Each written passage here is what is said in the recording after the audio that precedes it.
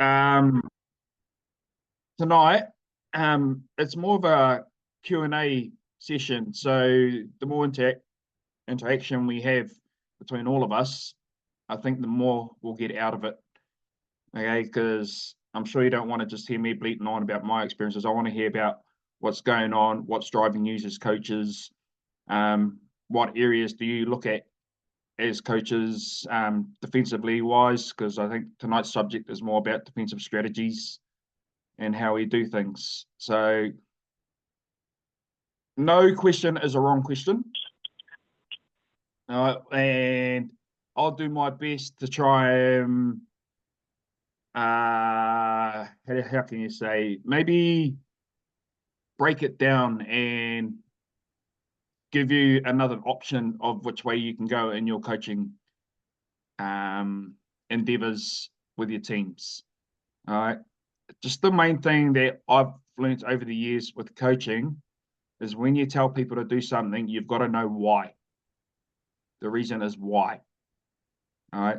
No point telling somebody to do this if you don't know why yourself. So just keep that in mind when questions start coming in. Awesome. So just to get us underway, because we are talking about defensive strategies for this session, how should teams adjust their defense approach based on the game situation?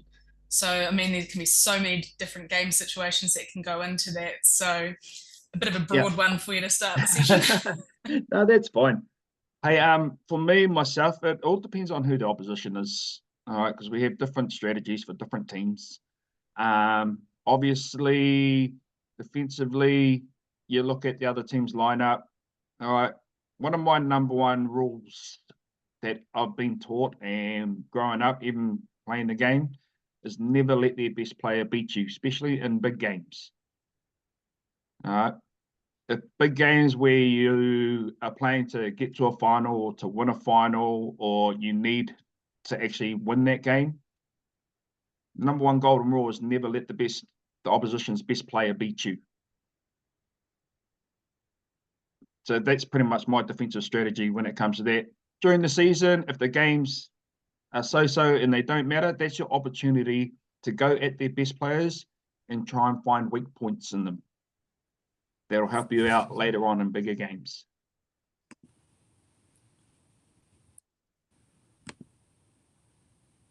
Awesome. Just to expand on that a little bit more, Stephen, do you also strategize around your strengths and weaknesses of your team and your fielding team? I do. With my defensive team, depending who we're playing, say for instance, just an example, Michaela Wadahiko, one of the best hitters in the country, very fast, can hit the ball long, very sneaky at bunting the ball and very quick. So over the past few years, the way my team has approached her is I've played my team back purposely, because I don't mind giving up a bunt to Michaela because it's only a one base. It's better than her hitting a double or a triple or getting in scoring position. All right, so that's the whole reason. And if she wants to bunt, good on her, because I know my catchers and my fielders are good enough to get the next hitter, maybe turn that double play on Michaela or catch her stealing. So it's about putting the percentages into your favor, no matter who you're playing. Nice one. Just changing tact here. How do you introduce new defensive systems or shifts to your team without overwhelming them? Because I know we've got coaches here tonight that are from all different levels. So thinking about it from different levels, I know you've coached at all those different levels. It can be overwhelming when they're used to one thing. So what is your systems to being able to coach? My systems, I'll try and break it down here, is like when we're getting technical and stuff like that with defensive systems, okay, there's no point teaching kids that are probably 16 and under. They're just there to have fun, and try and get the best out of themselves as possible. Whereas anyone that's playing, say, representative under 19s up, then we can start implementing strategies to them. So a lot of the strategies to keep it simple is to know the why. Why are we doing it? Comes back to that question, why? Say for instance, if I'm teaching a 18-year-old person and a seasoned veteran who's around the 30, 20, 29 mark, obviously the younger person is going to get a bit overawed about the thing, but you just got to keep it simple for them. Explain it to them, why, the reasoning behind it. Say, for instance, if they're a shortstop and I want them to play in a hole because he's a left-handed hitter up, say play in the 5-6 hole, always saying to the younger person is just to make percentages in your favor, and it makes it easier for you instead of having to run over about 4 steps, use your backhand, then come up and try and throw hard the first. If you're playing in that 5-6 hole,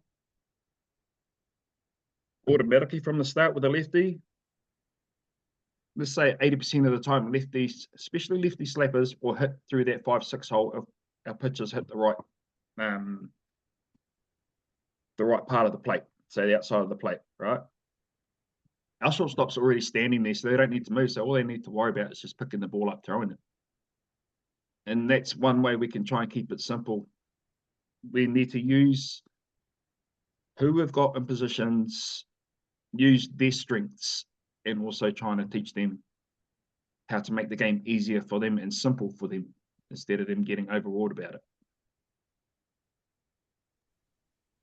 Nice. I think you sort of touched into a little bit there as well, how the pitch is crucial and hitting those spots, and your strategy in the field is critical for the pitcher going with the game plan as well. So the one thing I've learned, the one thing I've learned over all the years is a lot of our girls, even the older girls, or even the men, right across softball New Zealand, they're all worried about the what ifs. We get them to play a certain strategy, they're all worried about the what ifs. What if this happens? What if that happens? Right? In their mind, they should only be thinking like, I'm receiving the ball. I already know where I'm going to throw the ball. And if I get the ball hit over here, I'm going to this position. I'm going to throw the ball here. If the ball gets hit over here, I'm going to throw the ball here.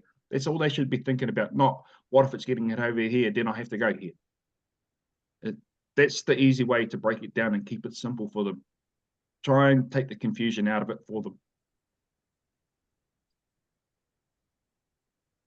Just before we do move on to the next question, has anyone got any questions out there?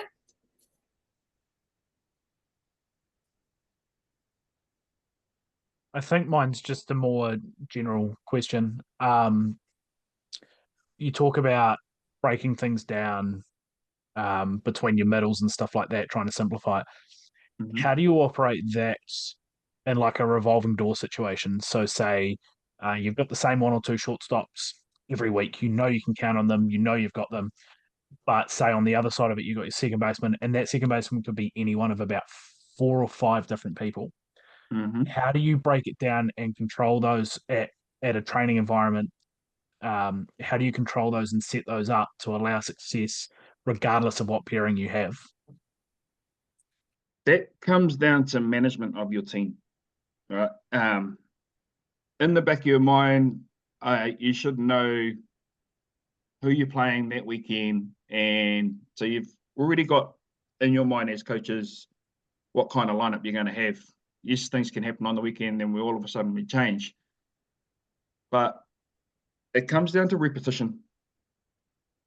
At trainings, if you think you're going to use this person, say in a couple of weeks or somewhere down the line, they need to be training in those positions, not just because they're there to fill a spot.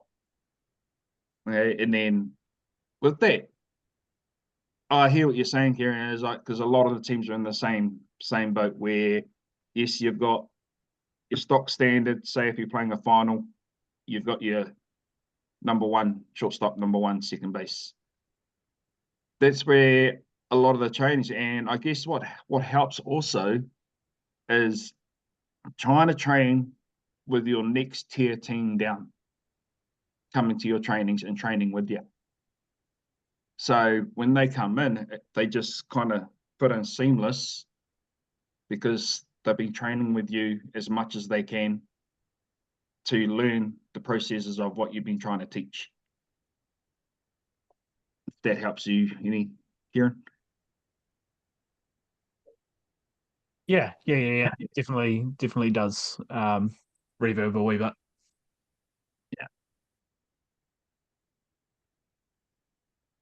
Nice one, Kieran. What are some of the common defensive mistakes that you see, and how do you think that coaches could correct them? There are some common ones that do come up, and we do see it quite often. What do you see out there happening at the moment? What ones do you see popping up? One of the most common ones I see, and this is just mainly for the female game, is they let the ball play them a lot, especially here in New Zealand. They don't actually go and get it and try and get it on the short hop. They wait for that second bounce, and then all of a sudden they try and throw off the back foot and then try and use their arm strength to get there.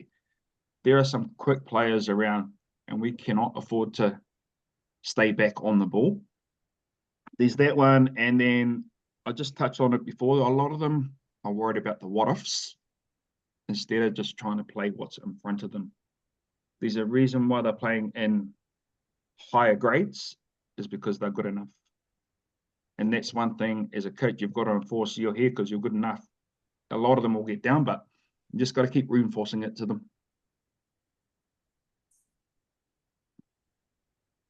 Just going to the floor on that one. Are there any common mistakes out there, guys, that you can see that you might want Stephen to talk to?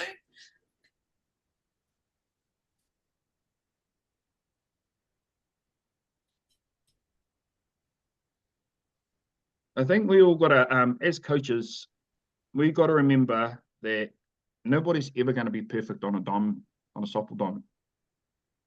And mistakes will happen, and that's the only way people are going to learn, by making mistakes. Sometimes it's going to hurt, but hopefully they are strong enough and mentally tough enough to come back the following week and correct that mistake. Because there's no point dwelling on what happened last week when you've got to play another game, or 2 hours ago when you've got to play another game back to back, or a week later.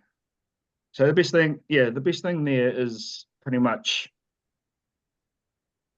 just get them, think about it, put it in the bin. If they make a mistake, because softball is a game made for humans to fail at, right? And it's like hitting. Everybody in the country talks about having a 300 hitting average. Out of 10, we're going to fail 7 times.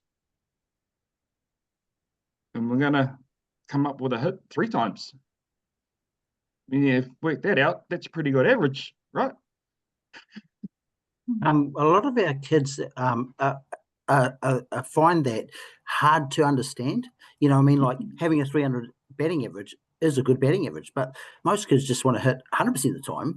And it's just trying to get them to understand that. And I suppose that is the key. And a lot of the kids, I mean, I suppose it's the Kiwi nature. There's the whole tall poppy syndrome. And a lot of them don't, I don't know, they don't tend to strive, you know, like they're just happy with mediocre. It's like, it's like we need some bombs up some kids' bums sometimes, you know, but you know, it's I think it's a mindset change. It is. It's a massive, yeah.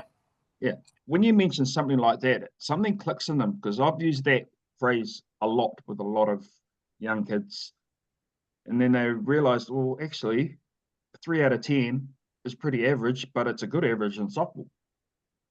But it's pretty average in life. And then they realize, well, actually, I don't have to get a hit all the time now. And then when they start learning that, then it all comes down to being pressure, timely hits for them. That's when they go, like, say for instance, and I'm just going off track here a little bit from the defensive side. sorry. If someone's playing a final in a world championship and they've gone, what, 2 for 20? And they've got that opportunity to win that game at the end of the tournament, are they going to be remembered for getting that winning hit or going 2 for 20 in the tournament? That's probably a mindset where we need to change a lot of the kids. And you are right, Carlin. And it's just the mindset change that they need to do. And it's how us coaches can kind of break it down and relay it over to the young ones kind of in their language. Coming back to that though, is it I suppose it's a drive thing though, eh? Like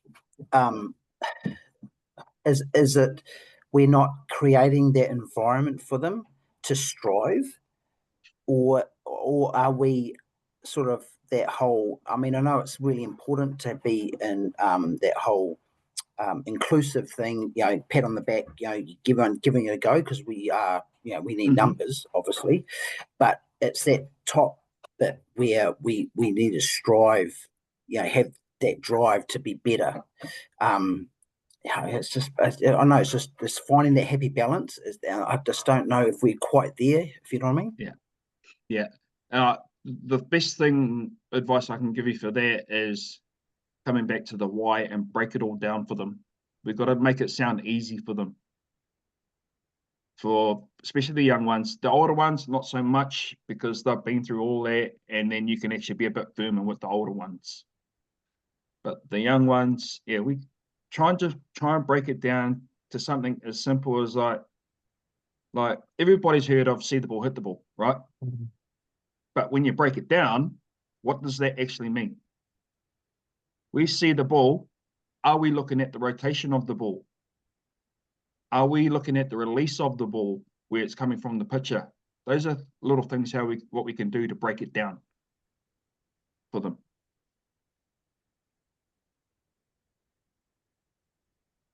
See where you're coming from. No, that's good. It's a good conversation, because I hear where you're coming from, Carlin. There has sort of been that loss of the drive from that bit of mongrel, that belief that you can beat the next person, that real competitiveness out on the diamond.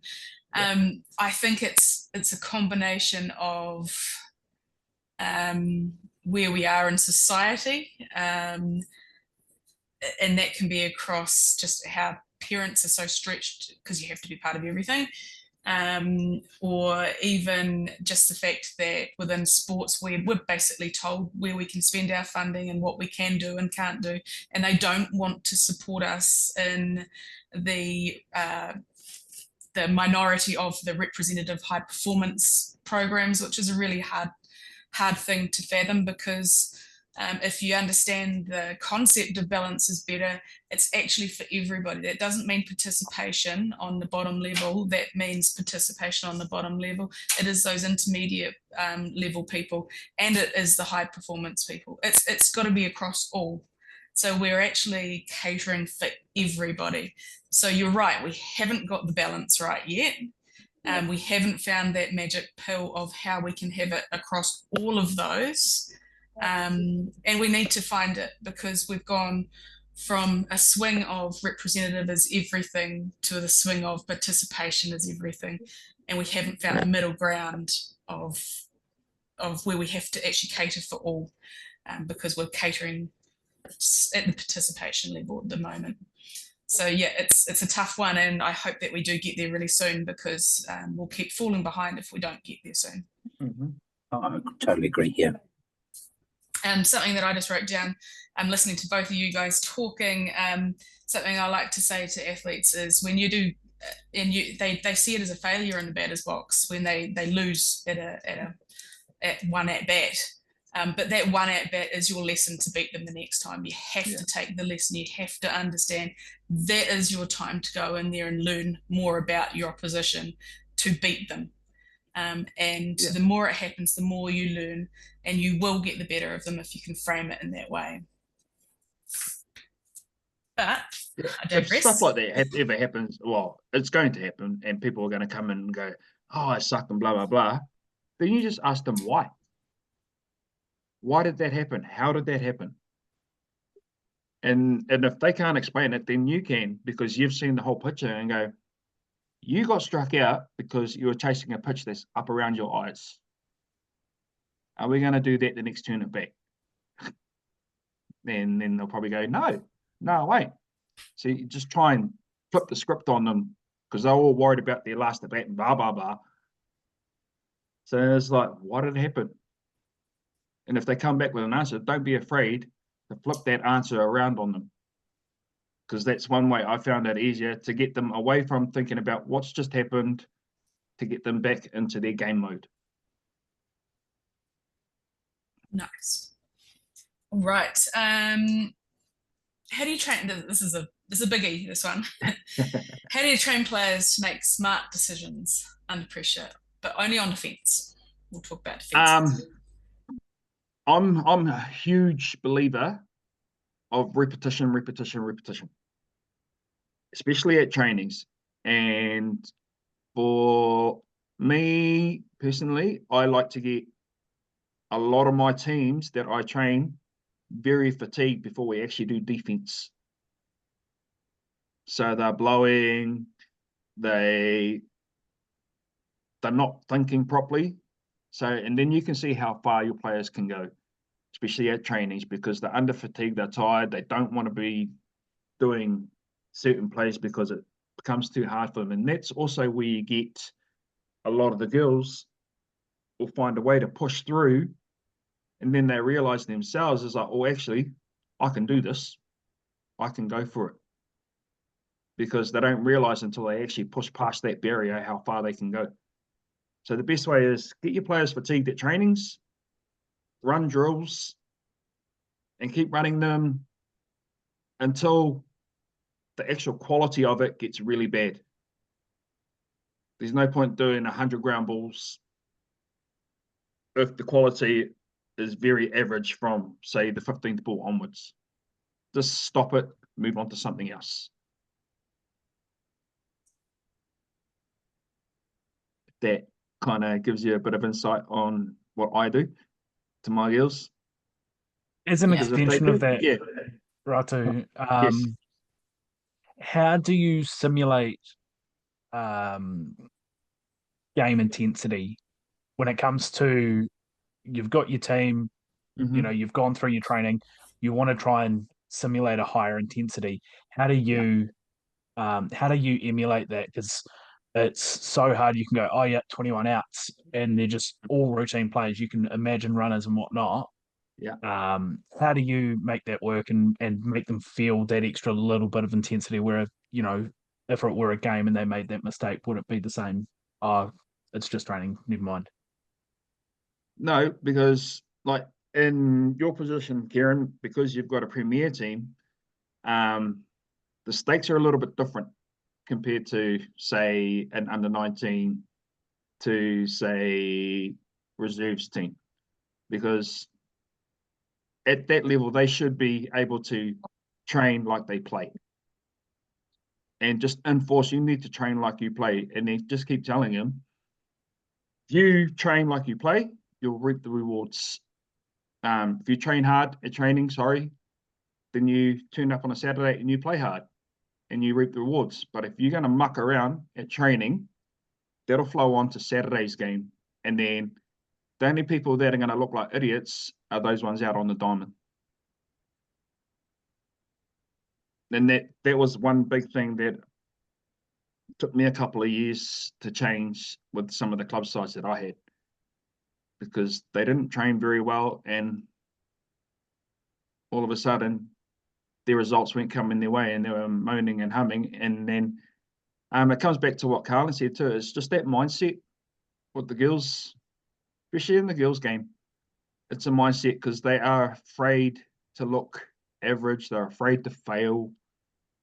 But it's all part of growing up and being human. We all fail. We've just got to know how to get ourselves out of it next time it comes around, finding ways. you can feel it straight away, eh? Like Yes. if they go to a game and they're half-assed with the warm-up, you know exactly how the game's going to go. Yeah. Because they've turned up with the wrong mindset. Mm. And like you say, if you push that at training, saying, look, we've got to have this mindset, and just all those players have got to be accurate, or that's why that is one of the probably the main reason I train my girls under fatigue, so they can't think about that. They have to think about what's in front of them, and then they get to the game, and all of a sudden it's a bit easier because they've done it under fatigue, and then they've figured out, well, because I'm not thinking about this other thing, I'm just worried about what's going on in front of me. Nice. Another one just to chuck out there, Kieran, creating competition, I think, is a really good one to put that bit of pressure on. Most athletes like to win. Even it doesn't have to be against people, it can be against the clock. You can, everyone wants to be the one that beats the clock, or everyone wants to be the one that beats that other person, inviting people in to run bases for you, creating that competition within a competition. It always seems to work. It brings out the best in people. It brings out the worst in people too. And if you can do something along those lines and layer that to what Stephen says, under fatigue, it can bring something more out of them as well, because they find new depths to their abilities that they didn't know they had until they had those things layered into their session. Yeah, I mean, I think Ratu knows my girls, so yeah, he knows exactly what it'll be like. Yeah. I think another way where, like, and I've done this a couple of times myself, Kieran, is at trainings, instead of having full team trainings, I've split them up. Say just infield, for instance, and having the outfielders as runners, and I'm just making plays in the infield, doing drills for the infielders, and then vice versa, swap them out. Just keep whoever your cut people are, say your corners and your catcher there, and get the outfielders in there into the outfield, and have your infielders running, stealing bases where they have to throw them out at bases, hitting their cuts. If you're limited with numbers, you don't have to do a full training. If you get what I'm saying, we can break it down for them, so everyone's getting something out of it. Invite the best base runners there to come and train with you. They don't have to be part of your team. Invite the best base runners, invite the fastest people, invite the men to come down and do it for women. And yeah, sweet, Ratu, you want to come run bases for me? 15 years ago, I would have, mate. Everyone's going to have Michaela Wirihiko at their trainings now. And Callum Bishop. Nice one. Is there any other questions from the floor before we go on to the next one? Oh, sorry, I did see in the chat, and apologies, this was a while ago, from Hayley. What would be your top defensive tip for a rookie coach coaching under 13s, under 15 kids? I'll leave that part of the question to you first. For rookie coach to coming in is let them enjoy it.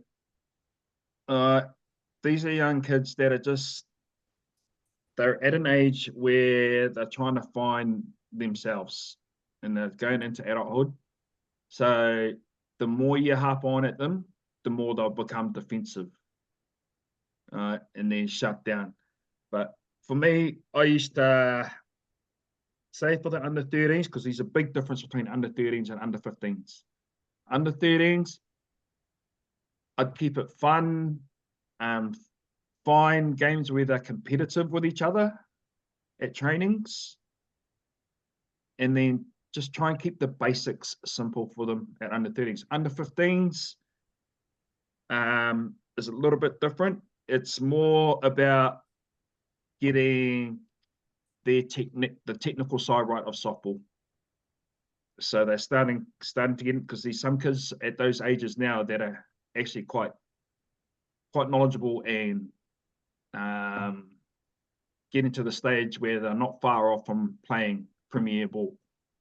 All right, and get the kids to understand and try and learn as much as they can about the game, especially the rules.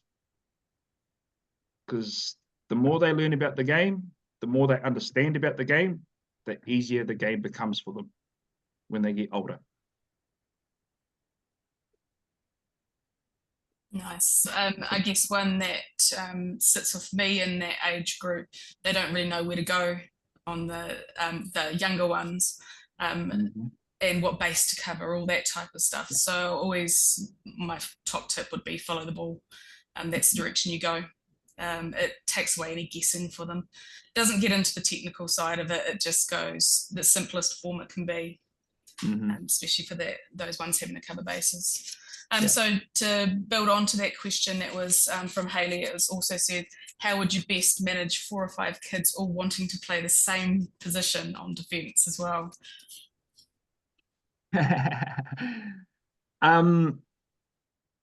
Oh, let me see. I'm just trying to rack my memory because I know I've had that with my son, and there was a few of them that wanted to play in that position.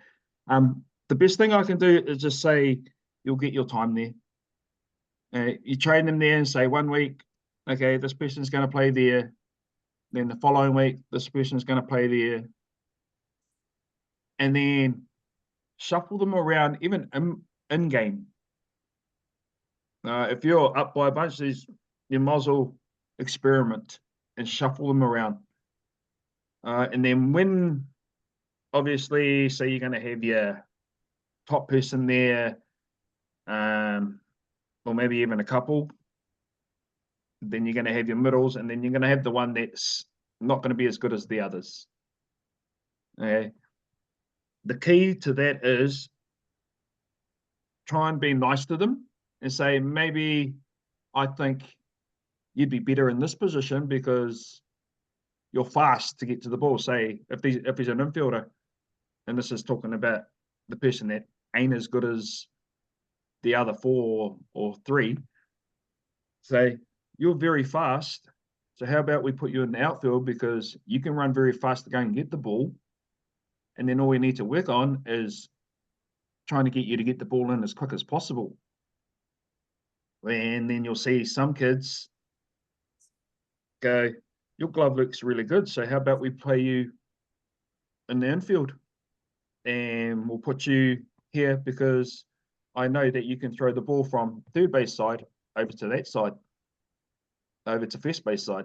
And that's one of the longest throws in softball. So it's all about trying to find their own personal strengths where you can use them, and then just telling them, hey, I think you might be better over here because of your speed, or because of, give them a reason why they're in the game. Going back to that, Steve, is one thing I do notice, especially when I was coaching in the under 13, under 15 area, or even under 11s actually, is for some reason our kids seem to think that being in the outfield is like you're being disbanded. But outfield is as we've grown with our girls and through the things, outfield is as much important as the catcher or the pitcher. Like you are the cleanup, you are the whatever. You're the last line of defense. You're a valuable asset to the team. How have you over the years relayed that to kids to make sure that that message is coming across? Because they are.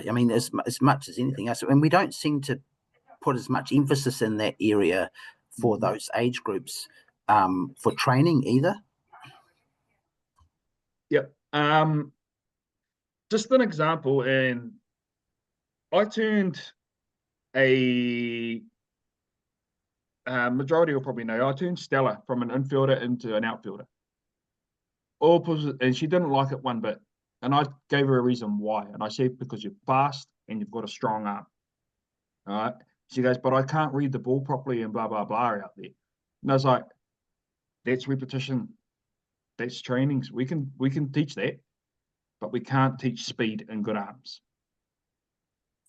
that she already had, because that was just natural for her.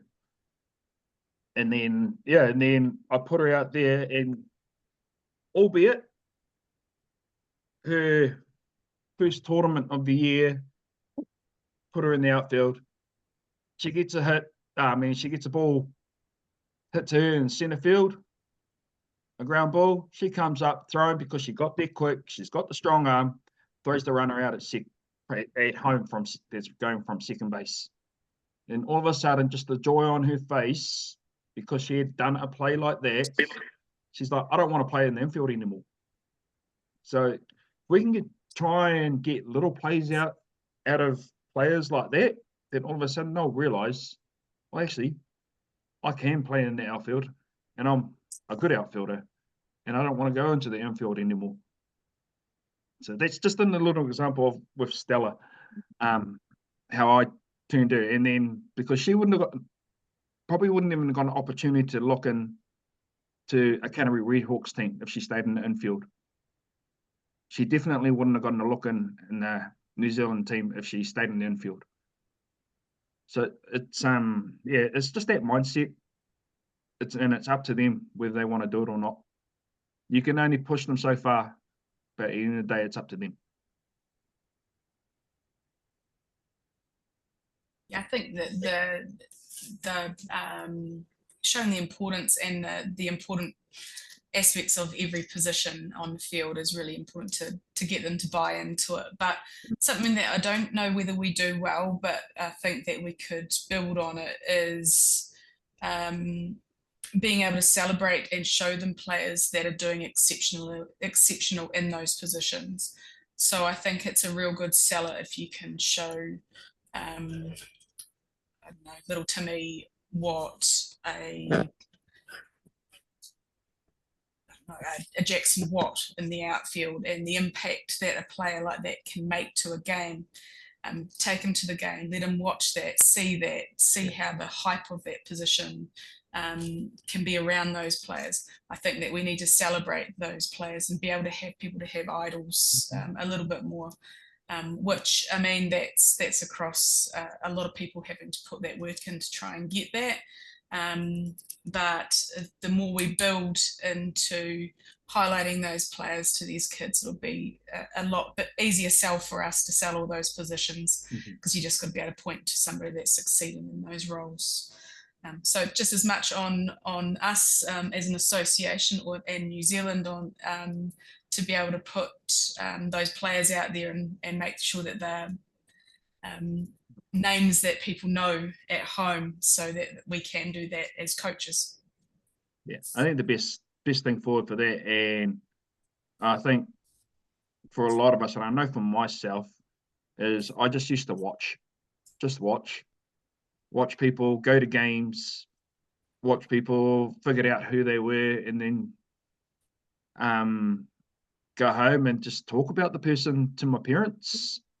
Then maybe you could put a challenge to kids at that age is like, okay, this weekend after a game, go down and watch a Premier Ball game. Find out who the person is that you're watching that you like on the diamond, and then our next training, you need to tell me who that person was and what special thing they did. And that engages them in the game as well, and they also get to know who the person is. It gets their name out there.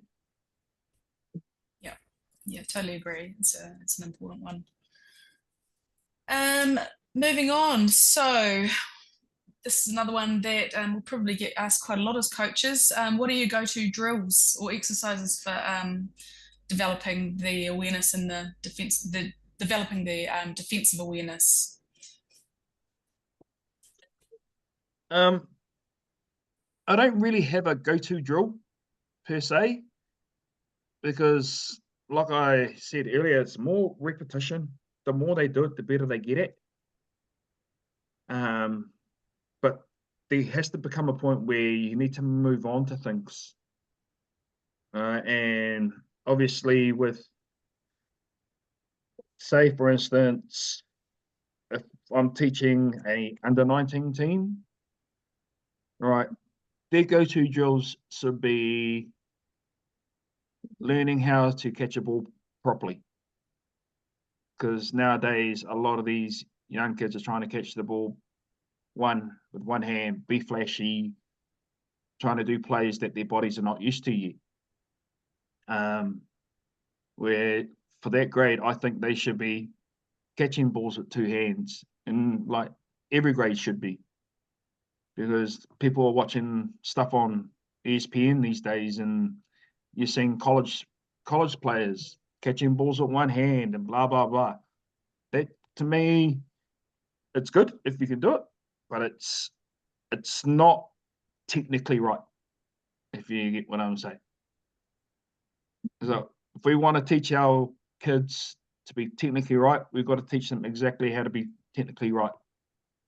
All right. And that just, once again, comes back to showing them how to do it, giving them the why, and repetition. Drills wise, it's just ground balls. And it's not only straight ground balls, it's some where they have to go 3 steps, 4 steps to go and get it. Some that are hit behind them where they have to track back and get balls. Some to the backhand, because a lot of them will try and get there and then try and almost handcuff themselves because they don't trust their backhand, so they try and handcuff themselves and then can't get the ball away. So it's just little things like that, and they don't have to be done with a bat and ball. They can just be done with a tennis ball. With that. And defensively, as a team, it comes down to communication. One voice at a time. Because once we get too many voices, as we know, we shut off. As humans, we shut off and we just don't want to listen. But if one person's speaking clearly to us, we'll listen.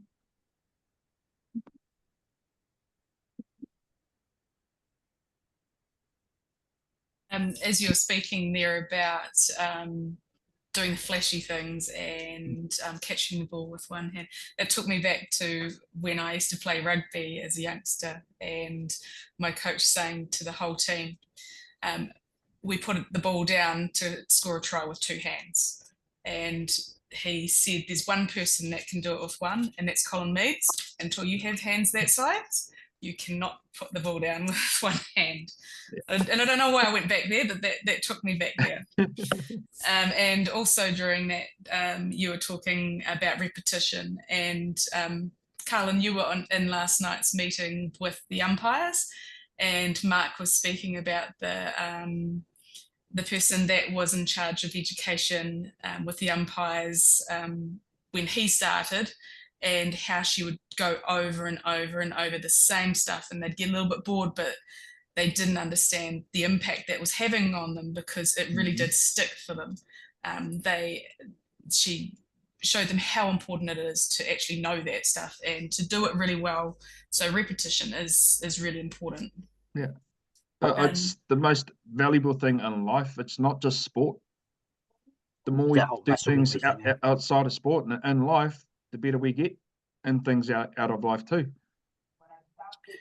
Yeah, I mean, like when I was doing the girls that under 9s, under 11s, we used to do heaps of that stuff, infield plays, double plays, or just, throwing around, or runners going just whatever, trying to hit the lead runner at that age.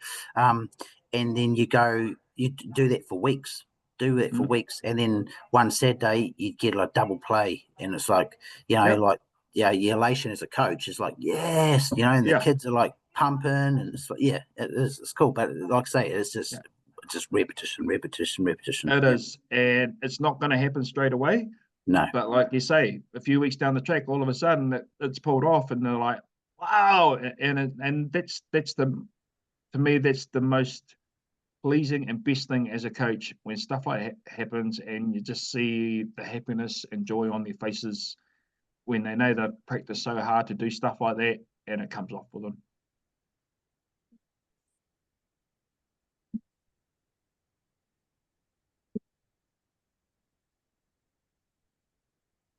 Just bringing up I just seen Haley's message. Yeah, have you got it there? So just in case people haven't seen it, what tips or exercises would you recommend for someone in the right field who isn't the fastest person in the team to improve their game?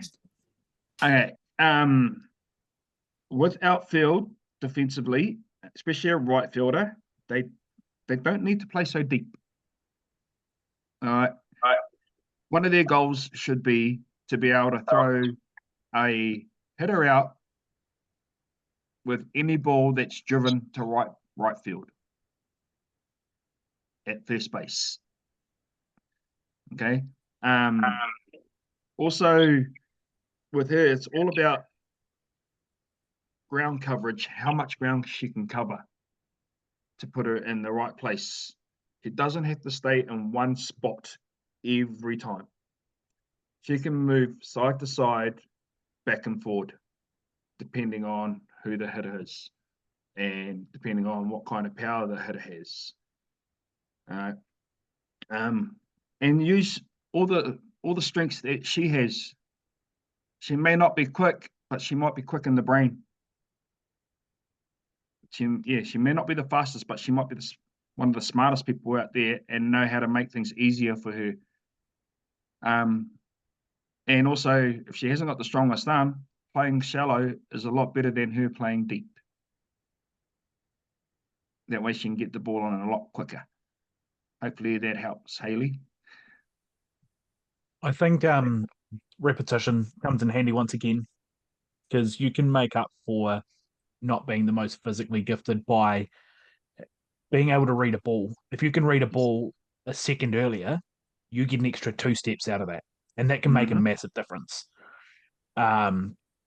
So, like, working on identification. Okay, that ball's coming at me. Okay, I need to take a couple of steps back, or okay, that's falling in front of me. Being able to identify that nice and early through repetition will make up for any kind of physical inadequacy.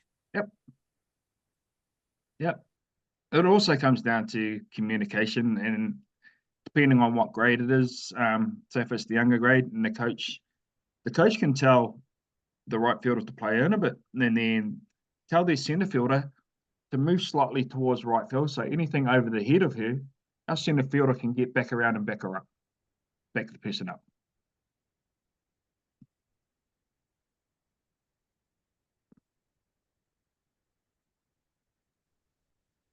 Kia ora, Stephen. Can I just ask you, I think my catcher, I've got 4 catchers, and I think they're very key defensive players within the team. One loves chasing. Another one will just play around, and then I just don't know how to get them all on the same level, on the same page, whether to work them together or learn off each other. I'm just not sure where to go from there. It's a good question. We can you can incorporate games for catches or tie their feet together, especially the one that likes to chase people. No, but with the one that's chasing, is tell them never chase, because all you're going to do is give that runner an opportunity to get an extra base. All right. And the other one, sorry, what was the other one doing? Sorry, the other one would just play a standard catch and game, which is great, which I love. Yeah. And then the other one, she's got a bit of a shoulder problem because I'm doing the women's teams. So she won't even attempt to throw to second or chase the outs out, so it's like, yeah, there's a little trick to that. Just as long as opposition don't know that she's actually got a bad shoulder. What I used to do when my shoulder was playing up a lot is, like, during the warm-ups, I'd throw hard back to the pitcher, and I'd throw it as hard as I could on that last pitch to second base. All right, just to show that even though my shoulder was hurting, they knew that I still had a gun or a rocket or a hard throw to second. And that already put the doubt in their mind whether to do anything later on. And that way it saves your catcher's arm also, because all they have to do is just throw back to the pitcher, because they're a bit worried because they've seen that first throw. So it's all about what's Mind the word games. there? Yeah, mind games. Yeah, yeah, exactly. Yeah. And then what you want to do is just talk to your catcher and just say, hey, we need to work on your arm strength, and have little exercises in place for her. Like, say if it is her shoulder, she needs to just put her arm on her shoulder and just work her arm there on the wall, making sure her shoulder doesn't come off the wall diamonds, just to strengthen it up, because she's got shoulder problems now as a young person. It's only going to get worse when she gets older. Yeah. Yeah. Okay, cool. And if you want to get them on the same page as each other, incorporate catching drills and say, right, we're both doing these. Forget about what you've been doing previous. And then whatever they did previous, then you start slowly bringing that in later. As soon as they've got what you've wanted them to achieve as a couple, as a two-pronged team, then they can start learning off each other and adding their little bits and pieces and flavor to it. Cool.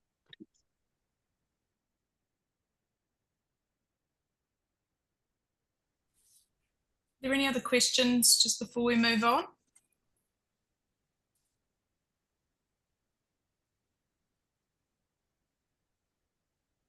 Sorry, Steve. How much time do you incorporate, whether it's weekly, fortnightly, monthly? How much time do you spend specifically working on pickoffs or I try and non-batted work on ball that every plays? training I'm at. Every training? Every training, because Carlin said earlier on about outfielders not getting much work. They actually get more work than what catchers do, even though catchers just sit there and catch the ball, and they probably do about 1,000 throws a week, but they get nothing out of just sitting there catching balls.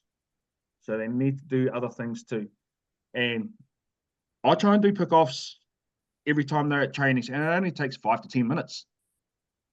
They only need to throw maybe half a dozen balls to try and pick off at first, half a dozen balls for the steals to second, half a dozen balls for pickoffs at third. All right. When you work that out, and sometimes it's not even 10 minutes worth. So to answer your question, Karen, it probably about over a week. At the 2 trainings that I'll do, they'll spend 10, 15 minutes on that, plus doing other extra time with other catching stuff.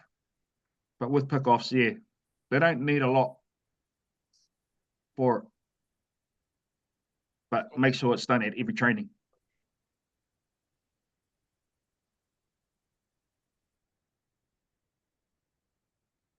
Nice question. Also really important for the people on the other end to be training that one as well, because they can be quite hard ones to gather in, and to get on the same page with the catcher on location of that one. Just to go on to the next question, I know that we are getting close to time, so I'm gonna actually go off of what I had planned. Can you share a moment in your coaching career where a defensive strategy has actually made the game and it had huge impact in the game? Yep. I was playing for Wellington versus Auckland in a fast pitch series in Lower Hutt. Right, and we practiced a play at our 2 trainings the week before we played Auckland, because we knew they'd like to be cheeky on bases and run a lot. So we designed a play where I was a catcher, my first baseman falls over at first. I throw him the ball, and our dugout's yelling, so the base runner can't hear anything, right? So what the base runner did, because my first baseman fell over, he got up and took off straight away, not realizing that literally my right fielder was standing right there and could have given him a handshake.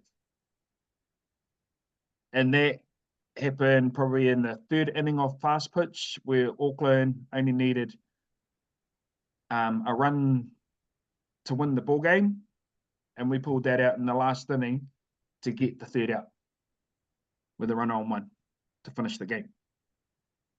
So that's always stuck with me, that play. But you had to have everyone on board to do it, and making sure people were screaming so the base runner couldn't hear his coaches say anything to him like stay here, or whatever. But because there was too much noise going on, they just all got all flustered, and all he seen was our first baseman fall over, knowing he didn't have the ball, got up and ran, and my right fielder was just standing right there. Nice So one.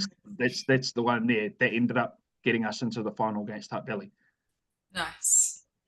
It's I always remember being told of a play that Albion women back in the day when they were at the top of their campaign, where they were at the club nationals, and they had a play where they'd lob the ball back to where a runner was being aggressive at second base, and just lobbed the ball back, and all of a sudden lobbed the ball a little bit further to get the tag at second. Yeah. Which was apparently, it looked like it was, effortless, because they actually trained it every single week, that to be in a certain situation, and apparently it worked a few times. People didn't learn. That's even worked on the international stage. I've seen that happen personally. Yeah. I mean, and you can go to the go-to strategies of, when you're in a situation where you've got a tight ball game or something, and you're in the bottom of the 7th innings, there's one down and there's a runner at 3. So just putting that to the floor, I'll say it again, so you guys can sort of have a little bit of a think about what you would do strategically to your field. It's not too hard a one. So 7th innings, bottom of the 7th innings, tied ball game, runner at 3. What will you guys do strategically? Sorry, Strings, I just got lost in that message that come up. I just missed that. It's for the whole floor, so everybody on the floor, everybody can go for this one. If you want to chuck it in the chat, what would you do strategically? Bottom of the 7th, they've got a runner at 3, one down. What are you going to do to your field? Only a runner on 3? No runners anywhere else? I'll put a runner at 2 as well, eh? Doesn't really matter, actually. Yeah. Oh, it does. If you had a runner at 1, I'd be playing for the double play. No, defensively, strategically, right, that's to win the ball game. All my fielders in, all of them. When I say in, my second baseman is almost standing next to the pitcher. My shortstop's playing probably 2 or 3 steps in front of the baseline. My outfield is in, where they know they can throw a person out from a catch, because there's no point in them being deep to try and catch a ball if they can't throw the person out. If it's hit over their head, it's game over anyway. There's that. Or, depending who the hit is, we just give them a free base and look for somewhere to turn a double play from off the next hitter. So there's a couple of scenarios I'd use. Yep, nice. So there were a couple of go-tos that I thought we'd get to. Does anyone have any others, or did you come up with the same ones of moving to make sure your outfielders can definitely throw home? We don't want them to get their run across. I guess I'm in the same boat as Steve. We had that same thing where I back my infield with their gloves to play in and know that they'll stop that ball. And at least if they stop that ball, then it makes the runner doubt themselves as to whether they're going to make that play. If they break, cool. My infield has the arm to make that. If they don't break, cool, we get a free out. And if it's a good hit, then sweet, they deserve it. That's not on them. That's a decision that I've made, is how we're going to attack this. So that's not on them. If they hit a good ball, that's on me. Oh, it's not on you. It's just percentages. You're putting percentages in your favor. Like plays like that is on nobody, really. It's something we can't control as people. All right, it's just the way the softball gods turn things. This means the batter got the better of you that day. Well, exactly. Means just the got batter had one a good pitch. Yeah. Well, I mean, The- the percentage is always in your favour anyway, because, like I say, softball's a game of failure. So Yep. the chance of a batter actually hitting it is, a good batter would be 7 times they're going to miss and 3 times right. they might. So yeah, you always play that- that. That's where that walk comes in anyway. Yeah. I mean, there are a handful of there's a couple of people in pretty much every team that I faced last year where it's like, okay, if we get in this situation, they aren't seeing a pitch. Yeah. Yeah. Yep. And it's about being able to identify those players That's right. before that event comes up Mm-hmm. and going, no, we're not going to give you a chance to end the game here. Yep. Exactly right. Nice one. I've just got a question in here from Tanya. How long and often do you train teams? I know juniors are different than seniors. 1 day for juniors, 2 days for seniors. What do you think the ratio is? My preference is, well, yeah, in this day and age for juniors, say under 13s down 1 day, but from under 15s up, they should be training twice a week. 15 to 17, probably an hour 15 max. But anything older than that, hour and a half to 2 hours, a must. The younger under 13s, no more than an hour, 45 minutes to an hour, because a lot of them at that age, they lose interest within half an hour. So those are the hours that I work with, depending on which teams they are. Sometimes my senior teams will train for 3 hours if they are not doing things right.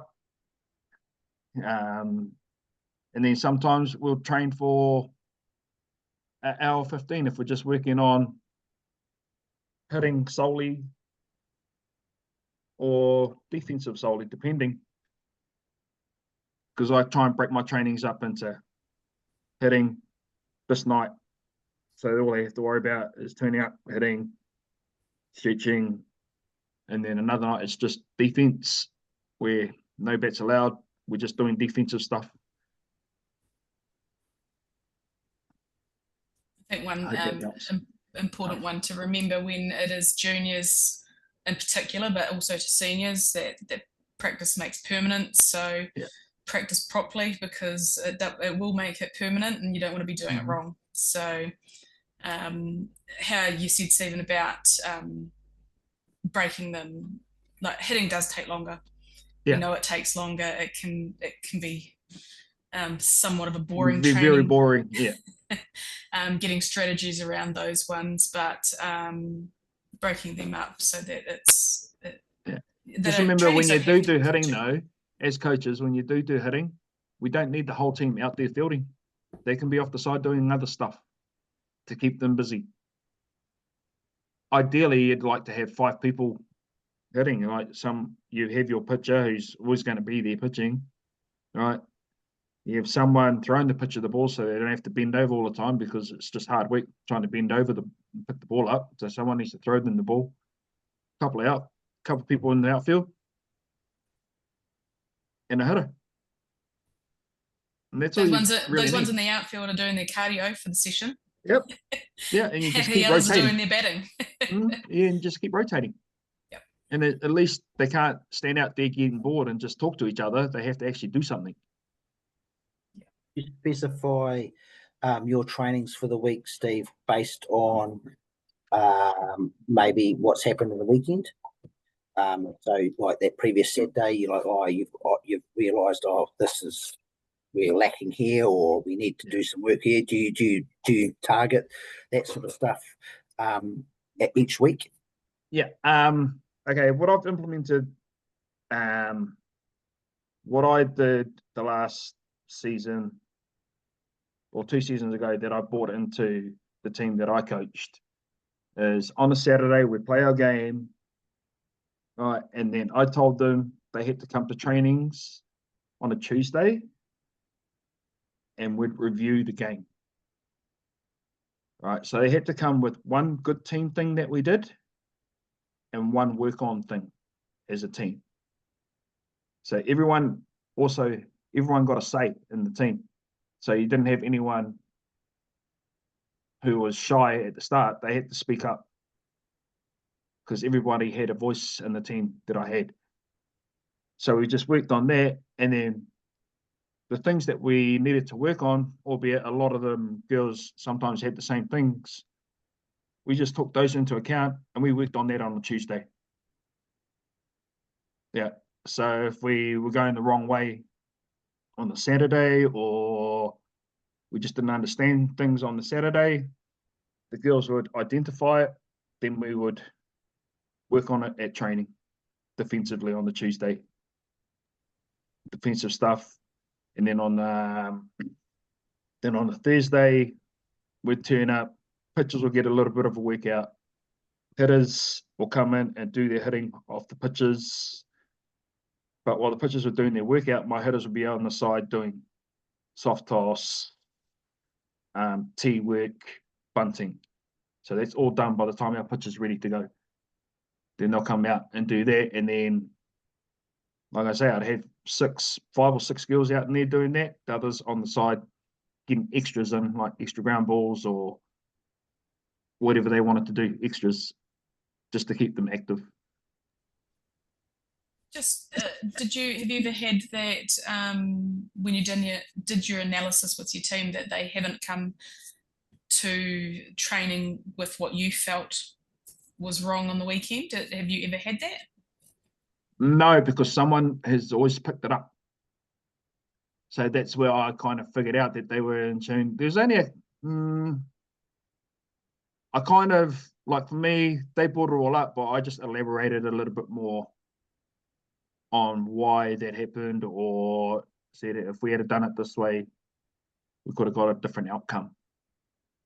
Yeah, but they've been around the game long enough, even though some of them were only 16, 17, some 18, 19. They'd been in softball long enough to know the game, and I'm a big believer that once you get to prems, you should know at least 80% of game knowledge stuff to do with softball. So how would you approach it if they were completely on a tangent as to what you saw in the game? And I know, sorry, I put you in a position where you haven't been, but we all know that would happen at some point. If it was like that and I approached it and they were going on about some other stuff, like, don't get me wrong, there are some girls there that didn't have a clue what was going on the weekend and were just blasé about it, right? But they were just lucky that one of their teammates had identified something, so we could do that. But if that would ever happen, I think I'd just say that just goes to show to me that we actually weren't thinking about playing softball. We weren't thinking about the game. On the Saturday, it's 2.5 hours max of your life on a Saturday that you have to sacrifice for. You've sacrificed to be there away from your family for 2.5 hours, away from some of your kids, that some of them were parents. It's like, why do that? And a bit harsh, picking. Yeah, if you notice the same work on consistently popping up, do you turn that on them and go, right, so over the last 6 weeks we've had the same work on 4 times. Mm-hmm. Do we pose a question to them like, what are we missing in order to kind of cross that off? Yeah, you can give them all the tools you want for what you've seen and to try and help them. But at the end of the day, it's up to them. The other ones out there doing it, because it comes back to earlier on, like I said, is like the other ones that are going to look silly out there, not you. And a lot of the players these days don't want to go out there and look silly. So, and just tell them, don't be afraid to fail. We're going to fail. but the one time it comes off could be on that big occasion. You just got to persevere, Kieran.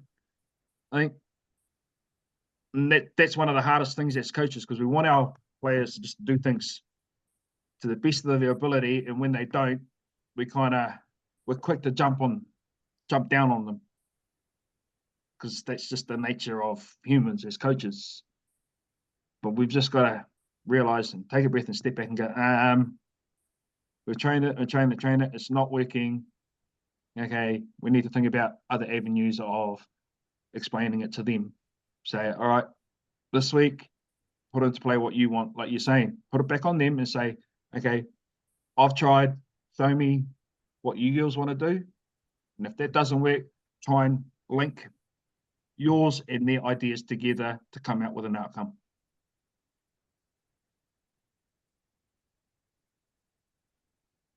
I think as coaches, and we analyze a lot and we work on our weaknesses a lot. I think it's also important to note that you should work on your strengths too, because they're strengths for a reason.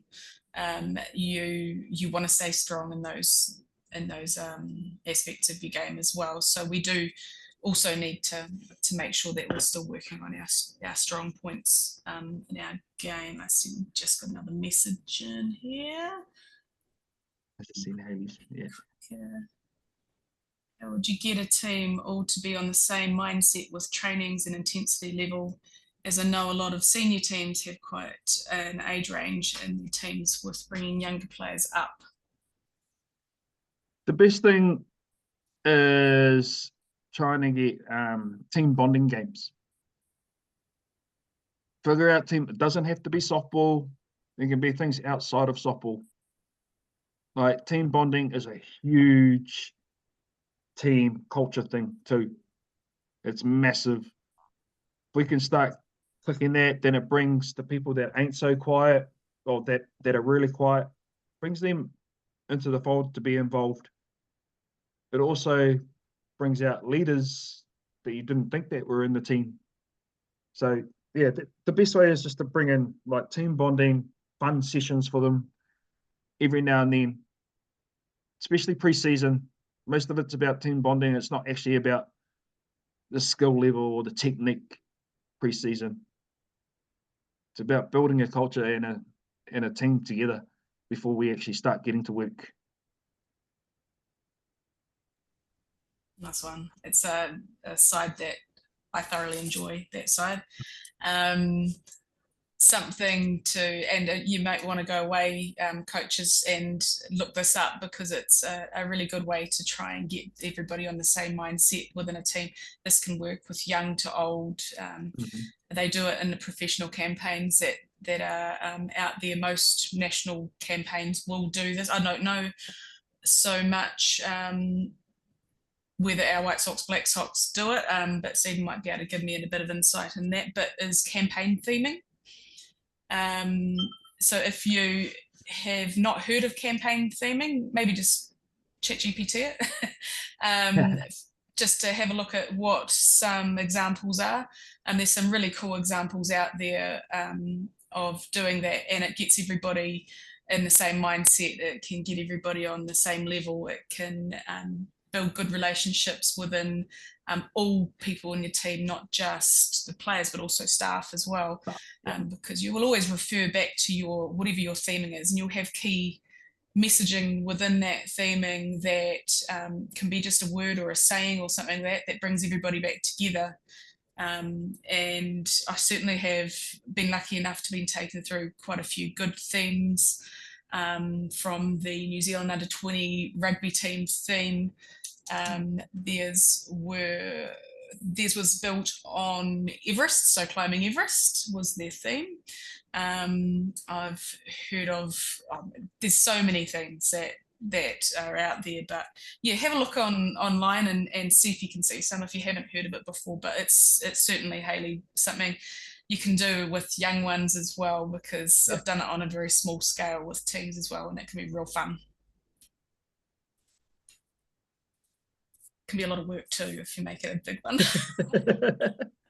Definitely.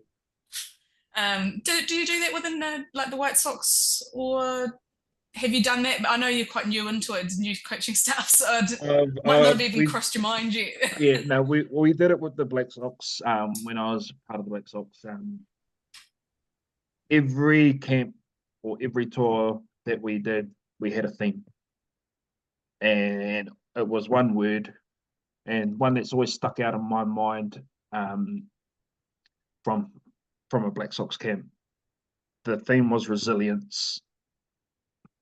And that's all because we were at an army camp and we got punished like prisoners. So we were there for 4 days and I probably slept for 6 hours.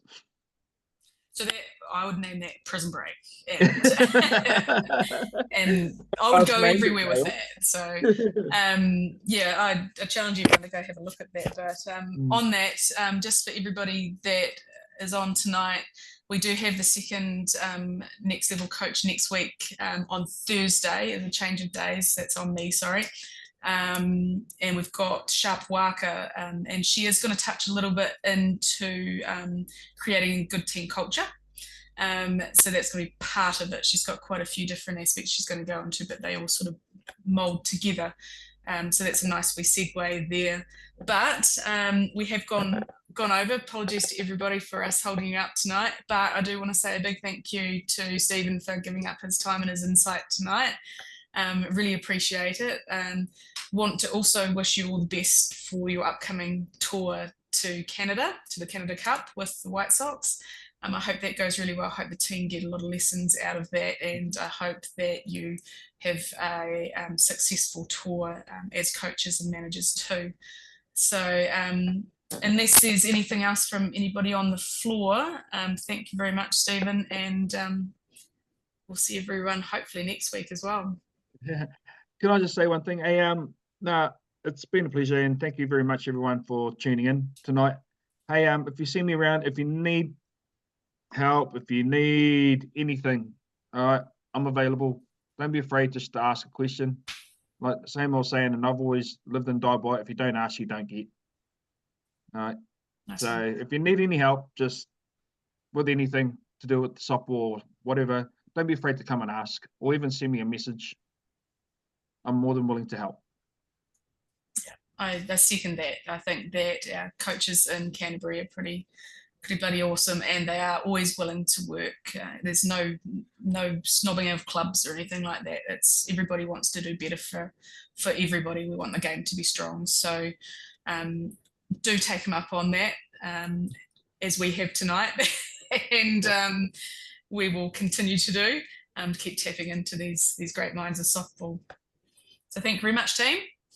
All right, team. Thank you. Thanks, guys.